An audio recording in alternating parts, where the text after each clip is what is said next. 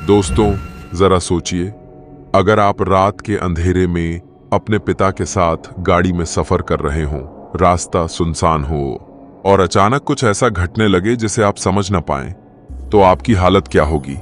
क्या आपने कभी रात में सफर करते हुए महसूस किया है कि कोई अनजानी नजर आपको देख रही है? कोई है जो सामने नजर नहीं आता, लेकिन उसके होने का एहसास आपके अंदर तक उतर जाता है। आज मैं आपको वही अनुभव सुनाने जा रहा हूं जो मैंने अपने बचपन में किया था। उस वक्त मेरी उम्र बस 12 साल थी। रात का समय था। मैं अपने पिता के साथ एक लंबी यात्रा पर जा रहा था। जगह का नाम मैं आपको नहीं बताऊंगा, क्योंकि मुझे अब भी लगता है कि अगर मैंने उसे जिक्र कर दिया तो शायद उस रात की याद और भी गहरी हो जाएगी। रास्ता बिल्कुल खाली था। दोनों तरफ घने पेड़ और बीच में पिचकी हुई काली सड़क। गाड़ी की हेडलाइट्स सिर्फ उतना ही रास्ता दिखा रही थीं जितना आगे बढ़ने के लिए जरूरी था। उसके आगे सब घुप अंधेरा। मैं खिड़की से बाहर झांक रहा था। अंधेरे में पेड़ों की परछाइयां अजीब लग रही थीं, कभी किसी आकृति जैसी, कभी किसी झुके हुए इंसान जैसी। मेरे पिता चुपचाप गाड़ी चला रहे थे। अचानक उन्होंने रेडियो बंद कर दिया। मैंने उनसे पूछा, पापा, क्यों बंद कर दिया? उन्होंने बस इतना कहा। आवाज थोड़ी अजीब लग रही थी। उस पल से माहौल और भी भारी हो गया। सड़क बिल्कुल खाली थी। मैं बार बार पीछे की सीट पर नजर डाल रहा था। ऐसा लग रहा था जैसे किसी ने अभी अभी पैर हिलाया हो, लेकिन पीछे तो कोई था ही नहीं। मैंने सोचा शायद यह मेरा वहम है, लेकिन जैसे जैसे हम आगे बढ़ते गए मुझे लग रहा था कि कार के अंदर हम दो ही नहीं आते, कोई और भी मौजूद है। करीब आधा घंटा बीत चुका था। गाड़ी लगातार चल रही थी, लेकिन मुझे ऐसा लग रहा था जैसे सड़क खत्म ही नहीं हो रही।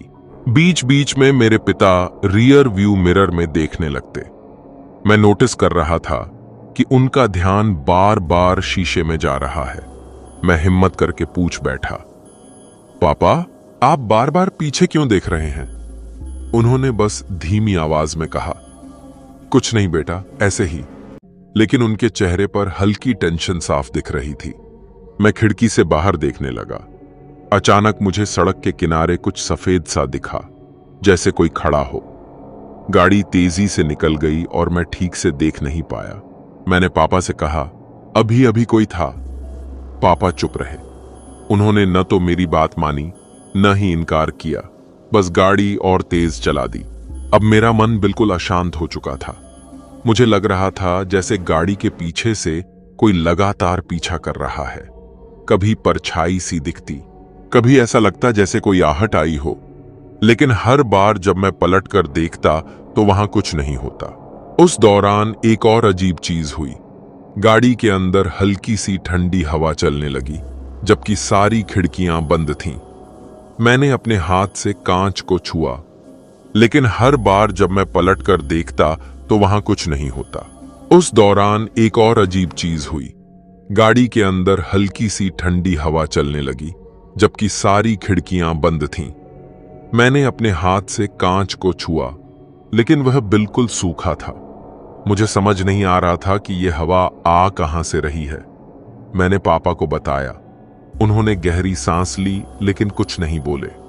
धीरे धीरे मुझे महसूस हुआ कि पापा भी उसी बेचैनी से गुजर रहे हैं, बस मुझे डरा नहीं रहे थे। उनकी आंखें बार बार शीशे में जाती, पैर अपने आप एक्सेलरेटर दबा रहे थे। उस समय मुझे एहसास हुआ कि शायद हम दोनों ही एक अदृश्य मौजूदगी से घिरे हुए थे।